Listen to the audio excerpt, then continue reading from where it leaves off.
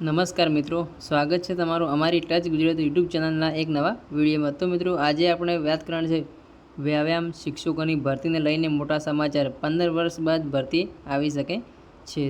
તો મિત્રો, અમારી ટચ ગુજરાતી યુટ્યુબ ચેનલ પર તમે નવા હોય તો ચેનલને સબસ્ક્રાઈબ કરી બેલ નોટિફિકેશન ઓન રાખજો, જેથી કરી તમને અવનવી અપડેટ મળતી રહે। તો ચાલો મિત્રો, વિડીયોની શરૂઆત કરીએ।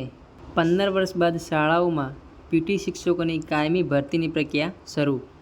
વ્યાયામ શિક્ષકોની ભરતી માટેના નિયમ નક્કી કરવા માટે 10 સભ્યોની કમિટી બનાવવામાં આવી છે। 10 સભ્યોની કમિટીમાં કોણ કોણ હશે? તો અધ્યક્ષ, અગ્ર સચિવ પ્રાથમિક અને માધ્યમિક શિક્ષણ, સચિવ, નાયબ સચિવ પ્રાથમિક શિક્ષણ, નાયબ સચિવ માધ્યમિક શિક્ષણ, સચિવ, નાયબ નિયામક ભરતી નિયામક, શાળાઓની કચેરી સભ્ય સચિવ, ચેરમેન ગુજરાત માધ્યમિક અને ઉચ્ચતર માધ્યમિક શિક્ષણ બોર્ડ, સભ્યશ્રી નિયામક, કમિશનર શાળાઓની કચેરી, સભ્યશ્રી નિયામક પ્રાથમિક શિક્ષણ નિયામકની કચેરી, સભ્યશ્રી ક્રીડા ભારતીય ગુજરાતના પ્રાંતના એક પ્રતિનિધિ, સભ્યશ્રી અખિલ ભારતીય રાષ્ટ્રીય શિક્ષણ મહાસંઘ ગુજરાત એક પ્રતિનિધિ, સભ્યશ્રી સપોર્ટ ઓથોરિટી ઓફ ગુજરાત એક પ્રતિનિધિ।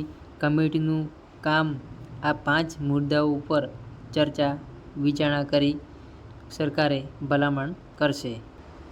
પ્રાથમિક અને માધ્યમિક શિક્ષણમાં કાયમી વ્યાયામિક શિક્ષકોની ભરતી કરવા માટે હાલની જોગવાઈઓમાં શું ફેરફાર છે? તો કમિટીના અગ્ર સચિવ, અધ્યક્ષ અને સભ્યોના નિયામક અને 2 સંગઠનના હોદ્દાઓની પર નિમણૂક કરવામાં આવી।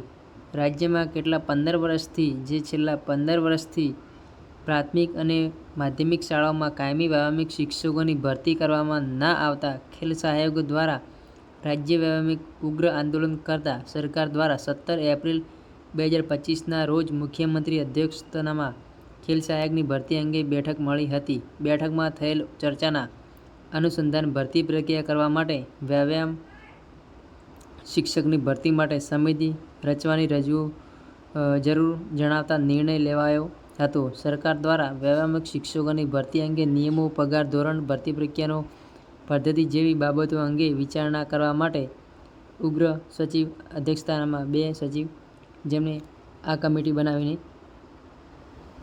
તો મિત્રો, આ હતો આજનો આ વિડીયો, જેની અંદર આપણે વ્યાયામિક શિક્ષકોની ભરતીના માટેના જે નિયમ નક્કી કરવામાં 10 સભ્યોની કમિટી બનાવી હતી એના વિશે આપણે ચર્ચા કરી હતી। તો ફરી મળીશું નવા વિડીયોમાં। જય હિન્દ, જય ભારત, જય વંદે માતરમ।